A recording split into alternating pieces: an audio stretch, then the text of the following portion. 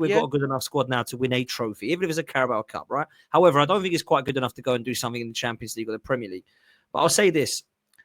This might be a crazy one, and Arsenal fans might not like me saying this, but even if we bought Eze and Rodrygo, I'll go one further. Even if Haaland come into the Arsenal and Mbappe was on the left, I don't think Arsenal will win the Premier League because of one reason and one reason only. The manager, bruv. This manager has proven to me time and time again that it is nothing to do with the individual players. It is the mentality that he brings in that just cannot get us across the line, bruv. Now, it doesn't matter whether it's the semi-final of a Carabao Cup, whether it's the semi-final of the Champions League, whether you're going on an unbeaten run and you still drop the ball in a Premier League run. This guy, when it matters, he fails and it doesn't deliver. And you can see that by some of the mentality of going to away grounds and not delivering. Away grounds at Manchester United, away grounds at St. James's Park, away grounds at Villa Park, playing Villa at home, big games at the Emirates. We seem to have just had to hit a stumbling block. And the thing is, it's a stumbling block at different eras. So when he's walked in at the first phase and he won with Emery's team, which everyone said wasn't his, which I think is harsh. I think he won us that fair and square, right? So he won that, and I thought, do you know what? He's installed winning mentality straight away. But what he's done since then is break that team up, spend nearly £900 million on it, and won nothing with them. You have to deliver now, and you have to prove. And do you feel like with Arteta, which is unfortunate because of course you want him to win the league, you want him to do it, but does your gut tell you that no matter what happens and the signings you get in, he'll be the manager that sets up the next manager to do it, and you don't think he'll ever win a league? And do you know what? There's nothing wrong with that, Ty. In my opinion, there's nothing wrong with going, I feel like I've hit a ceiling and I need a new challenge to go and grow in my professional career. He might not want to say that because he's stubborn and he's potentially ego. Yeah, and he wants to be the first one that brings you that title. He wants to do it, and I'd love him to do it. I want him to go and win a quadruple, bruv. Yeah, of course I do. I'm an Arsenal fan. Yeah, but I just don't think that he's got it personally yet. I don't think he's ready yet, and I think Arsenal need to be ready this season. And if he isn't ready, I think it's time to go and get a Luis Enrique type manager that can go and get a team across the line. He might be the Brendan Rodgers, and we need our Klopp. That's what I'm at, right? I feel like that's what he could be. I hope I'm wrong, and I hope we win everything. But I've seen this now for a while. He won that FA Cup, and he had a team that everyone said is not good enough. Break it up. You're not going to win the Premier League or the Champions League. Go and get a Carabao Cup, an FA Cup, or a Europa League. And he wasn't able to get any of those. We lost to Olympiacos in the Europa League. We lost to Sporting Lisbon with Amorim in the Europa League. Yeah. We lost to Unai Emery's Villarreal in the semi-finals of the Europa League. And since winning that FA Cup, how many games has he won in the FA Cup in that 5 years? Across the 5 FA Cup seasons, how many games have we won? I don't think you've had much of a deep run. Have a guess how many games in that 5 years. Obviously, there's 6. about Okay, so So you think we've won 6? I'll tell you how many we've won. Get ready to count them. 2. So in that 5 years, Arsenal have beaten Oxford and Palace and lost to everybody else in that 5 years that they won. You've had quite a lot of third round exits then. Well, we had a third round exit to Manchester United the season just gone.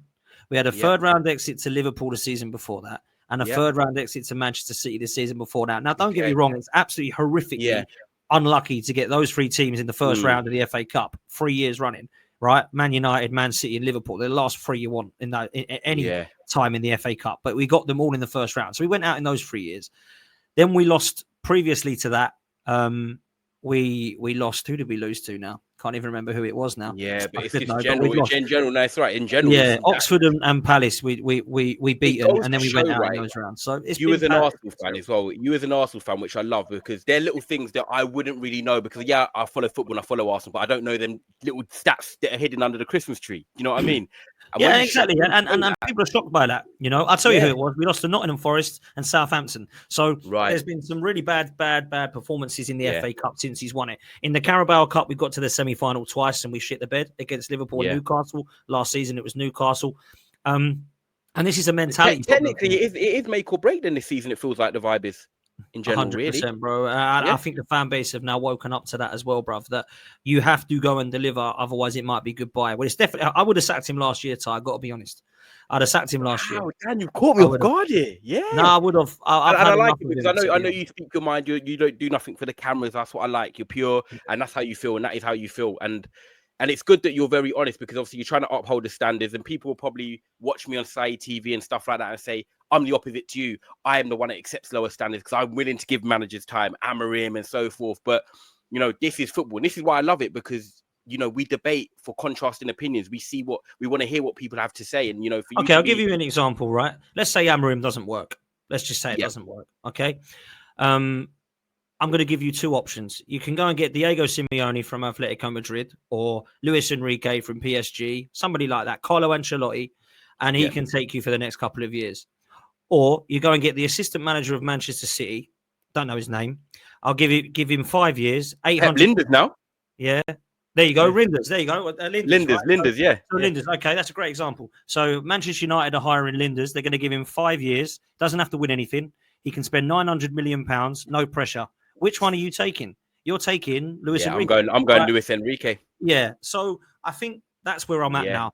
And I'm not saying that Arteta's not done a good job, but I don't want that to get across. But there's just a ceiling where you get to, and he's probably gets there. Where's you want to be there now? And to be honest, the way you've got to look at it as well, I will let you go shortly. Sorry, Dan. No, is that in terms of like the players as well? Like at the end of the day, a manager can be replaced.